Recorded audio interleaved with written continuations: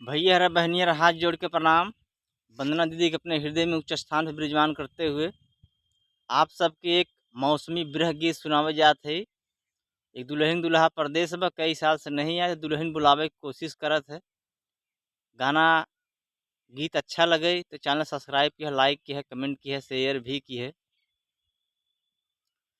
सावन में धान के रोपनिया हो, रोपनिया हो, पिया अइबा की नाही।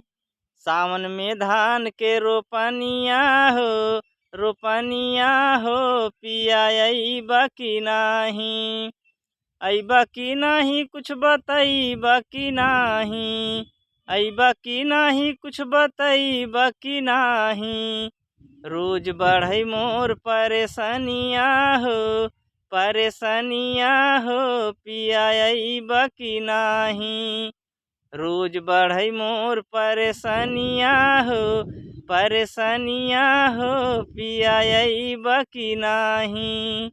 सावन में धान के रोपनिया हो, रोपनिया हो, पिया अइबा की नाही।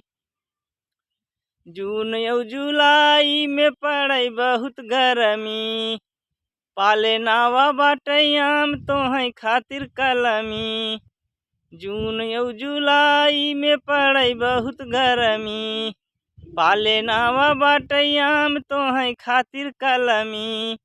रात में डोलाई के बेनिया हो, बेनिया हो, पिया अइबा की नाही। रात में डोलाई के बेनिया हो, बेनिया हो, पिया अइबा की नाही। अइबा की नाही कुछ बतइबा की नाही। अइबा की नाही कुछ बतइबा की नाही। सावन में धान के रोपनिया हो, रोपनिया हो, पिया अइबा की नाही। सावन में धान के रोपनिया हो, रोपनिया हो, पिया अइबा की नाही। ताना रोज सुनी हम सौख सिंगार के, कौनो चीज मिले नाही खाई के बाजार के। ताना रोज सुनी हम सौख सिंगार के, कौनो चीज मिले नाही खाई के बाजार के। तू मनावा रोज रंग रलिया हो, रंग रलिया हो, पिया अइबा की नाही।